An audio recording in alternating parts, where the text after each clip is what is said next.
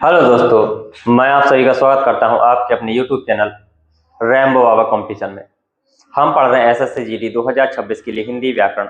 और हिंदी व्याकरण में हम पढ़ रहे हैं क्या, वर्तनी शुद्ध। क्या पढ़ रहे हैं? वर्तनी शुद्ध। तो वर्तनी शुद्ध में हमने कल पढ़ना शुरू किया था। कल हमने दो नियम देखे थे। कौन कौन से? एक या का नियम देखा था, या की अशुद्धि का नियम। और दूसरा क्या देखा था? जो पंचम वर्ण की अशुद्धि का नियम। तो पंचम वर्ण के स्थान पर किसको दिया था महत्व? हमने दिया था अनुस्वार को महत्व। किसको? अनुस्वार। यदि पंचम वर्ण और अनुस्वार में से तो किसको चुनेंगे हम? अनुस्वार को चुनेंगे। किसको चुनेंगे? अनुस्वार को चुनेंगे। तो यहां तक ये नियम तक हम क्या कर चुके थे? पढ़ चुके थे। ठीक है, अब चलते हैं हम आगे। आगे देखते हैं नियम नंबर 4 की ओर चलते हैं। ठीक है, सॉरी, नियम नंबर 3 की ओर चलते हैं। नियम में 3 में क्या है कि परसर्गीय शब्द अलग अलग लिखे जाएं। कई बार देखा होगा हमने, साथ लिखे देखे हैं। ठीक है, तो देखते हैं नियम नंबर 3। इसमें क्या है? इसमें है कि जो परसर्गीय शब्द है, बताता हूं, परसर्गीय शब्द अलग अलग लिखे जाएं। कैसे? अलग अलग लिखे जाएं। तो परसर्गीय शब्द, ठीक है, जो कारक शब्द होते हैं, परसर्गीय का मतलब जो कारक चिन्ह होते हैं। क्या होते हैं? जो कारक चिन्ह होते हैं उनको अलग अलग लिखना। ठीक है, कैसे? देखते हैं कि आपने देखा होगा, जैसे आपने देखा होगा कि आपका एक शब्द हम क्या करते हैं, साथ में ऐसे ही लिखते हैं। आपका ऐसे ही तो लिखते हैं, लेकिन ये क्या है हमारा? आपका गलत है। हमें ऐसा नहीं लिखना चाहिए। हमको आपका, क्योंकि इसमें का परसर्ग है। क्या है? का परसर्ग है। तो इसको क्या, परसर्ग को आप इसको अलग लिखना चाहिए और का को अलग। तो इस प्रकार से आपका लिखना चाहिए। किस तरीके से? इस तरीके से। तो ये सही है, आपको अलग और का को अलग लिखना चाहिए, तब जाके ये क्या होगा? शुद्ध हो जाएगा। तो ये क्या होगा फिर? इसको बोलेंगे ये परसर्गीय अशुद्धि है। क्या? परसर्गीय अशुद्धि है। तो इस तरीके से और शब्द देख सकते हैं। इसको लिख सकते हैं एक साइड शुद्ध और एक साइड अशुद्ध। और सारे शब्दों को हम देखते हैं। एक साइड अशुद्ध, एक साइड शुद्ध। ठीक है,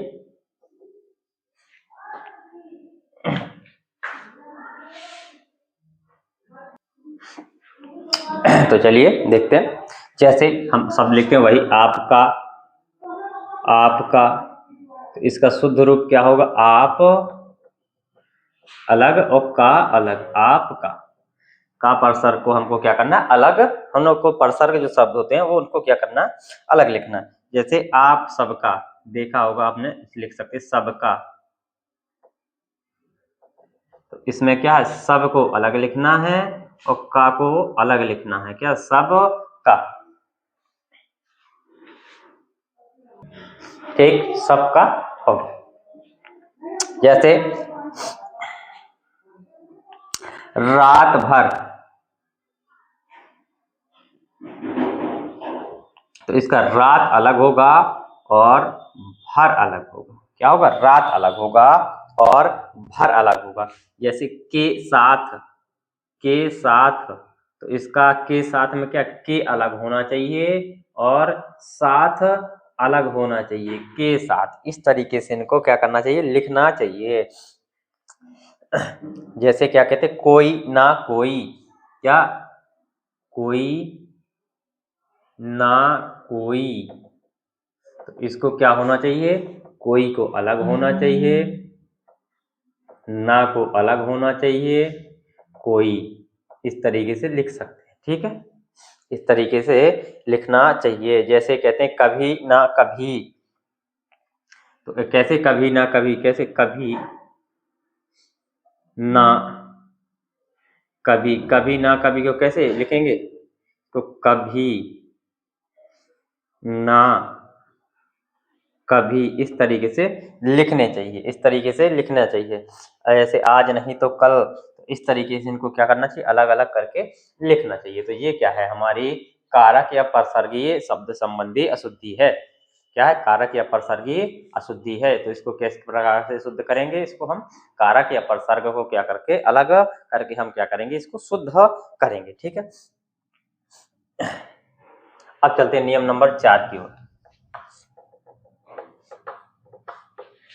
नियम नंबर 4 देखते हैं। नियम नंबर 4 क्या है, नियम नंबर 4 में कौन सी है, द्वुत या एकांकी व्यंजन में किसको, एकांकी व्यंजन को क्या करना, चुना जाएगा। तो चलिए देखते हैं नियम नंबर 4। नियम नंबर 4 में क्या है कौन सा, द्वित, द्वित और एकांकी, द्वित और एकांकी व्यंजन में किसको, एकांकी व्यंजन को चुना जाना, को क्या किया जाना, चुना जाना या महत्व दिया जाना। ठीक है, ठीक है।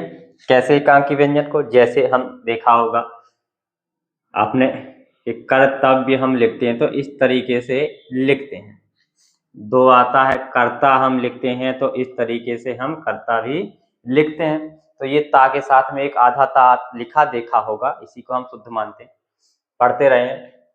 लेकिन अब इसमें क्या है, द्वित की जगह बता दिया है क्या है कि एकांकी व्यंजन को, किसको, एकांकी व्यंजन को महत्व देना। यदि शुद्ध शुद्ध आएगा तो हमको इस तरीके से छाटना। तो इसको क्या करेंगे, इसमें क्या करेंगे, इसको कर्तव्य को क्या लिखेंगे, हम ऐसे ही लिखेंगे सीधे। जो छोटा ता है इस वाले को क्या करेंगे, हटा देंगे, इसको भी हम क्या करेंगे, हटा देंगे।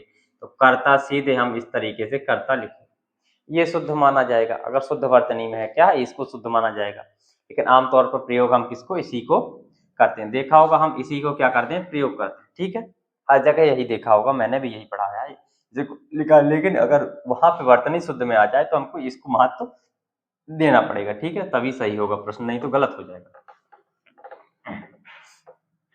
चलिए देखते हैं, एक साइड अशुद्ध,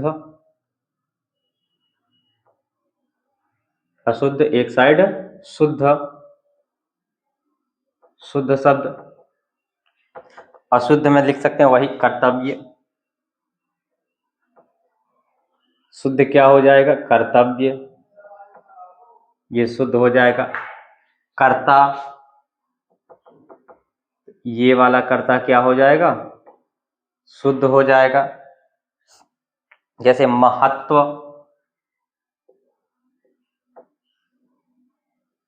महत्व कैसे लिखते हैं,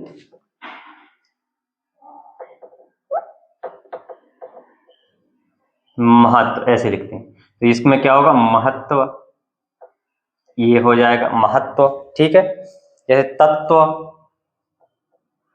तत्व को ऐसे लिखा देखा होगा तो, लेकिन ये क्या होगा, तत्व, ये माना जाएगा। ठीक है, तत्व हो गया। जैसे माधुर्य, इस तरीके से लिखा दिखा होगा, लेकिन ये क्या होगा, डबल या की जगह क्या होगा, एक या, माधुर्य, ये हमारा क्या, माधुर्य सही होगा। द्वितीय व्यंजन का मतलब जहां डबल डबल चीजें आए, एक ला हो गया, जैसे ला, ठीक है, कै हो गया, ठीक है, काका हो गया। ठीक है, इस तरीके से इनको क्या बोलते हैं, हम द्वितीय व्यंजन बोलते हैं। ठीक है, इतनी चीज समझ में आई होगी। जो ये द्वितीय व्यंजन के स्थान पर किसको, द्वितीय व्यंजन, और एकांकी व्यंजन में किसको, एकांकी व्यंजन को क्या करना, महत्व देना। क्या करना, एकांकी व्यंजन को महत्व दिया जाएगा। ठीक है, अब देखते हैं आगे।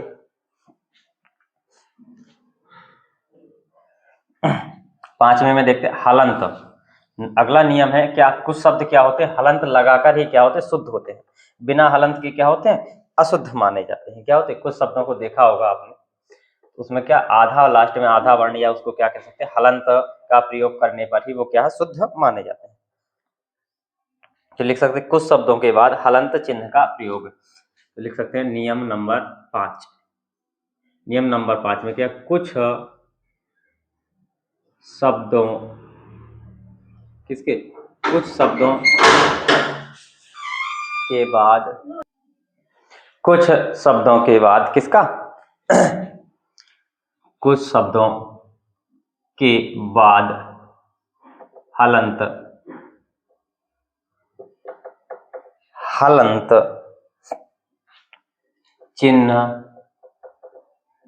का प्रयोग, ठीक है।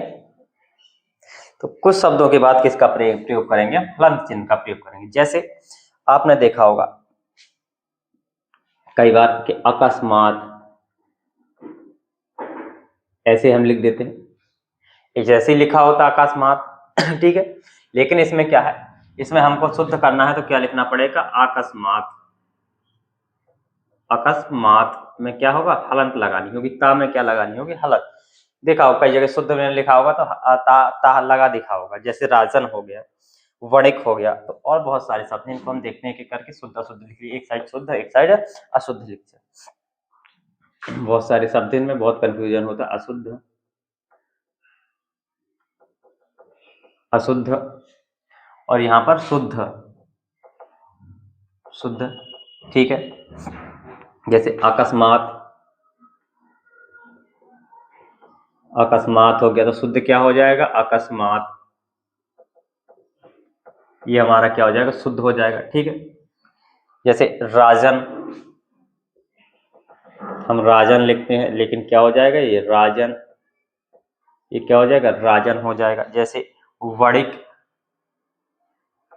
वणिक हम लिखते हैं तो लेकिन ये क्या हो जाएगा, वणिक, ऐसा शुद्ध होगा, इसमें क्या हलंत लगानी पड़ेगी, काम है वणिक, ठीक है। विराट, विराट ऐसे लिखते हैं हम, विराट कोहली नहीं लिखना हमको, क्या विराट, तो विराट में भी क्या हलंत लगाएंगे हम, ठीक है, ठीक है। जैसे सतत, सतत हो गया, क्या हो गया, सतत, इसमें भी क्या करेंगे, सतत, सतत, और भी बहुत सारे शब्द हैं, मैं से ये सब लिख दे रहा हूं कुछ। जैसे दृश्यमान, शुद्ध लिख दे रहा हूं, दृश्य मान, ठीक है, दृश्यमान को शुद्ध ऐसे मानेंगे, ठीक है। पृथक, पृथक, ठीक है। पश्चात, पश्चात, ठीक। परिश्रम या सम्राट लिखिए, क्या लिखिए, सम्राट, सम्राट। श्रीमान, श्रीमान जहां लिखा देखा होगा ऐसे ही आपने देखा होगा, लेकिन हम वैसे लिख देते हैं, ठीक है। कदाचित, कदाचित, कदाचित हो गया, जगत हो गया, इस तरीके से ये सारे के सारे कैसे शुद्ध लिखे हुए हैं, कैसे शुद्ध लिखे हुए हैं, ठीक है। तो ये इनका क्या होगा, शुद्ध रूप होगा, क्या होगा, शुद्ध रूप होगा इनका, ठीक है। इतनी चीज आपको ध्यान रखनी है। अब चलते हैं हम नेक्स्ट नियम की ओर। अगला नियम है छठवां नियम, वो कौन सा होता है, चांद बिंदु वाला नियम। तो उसमें हमें क्या, कई जगह हम बिंदी बस लगा देते हैं और चांद बिंदी का प्रयोग नहीं करते हैं, ठीक है। तो हमें वहां पर शुद्ध होगा तो वहां पे हमें क्या, चांद बिंदु का प्रयोग करना पड़ेगा। चांद बिंदु और अनुस्वार में किसको संबंधी अशुद्धियां, तो इसमें चांद बिंदु को ध्यान रखना पड़ेगा, ठीक है।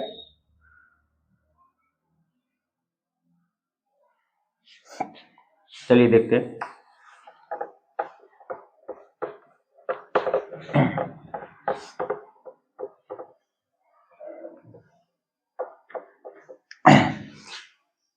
नियम नंबर 6 में क्या है, चंद्र बिंदु, चंद्र बिंदु और अनुस्वार, कौन सा, चंद्र बिंदु और अनुस्वार संबंधी अशुद्धियां,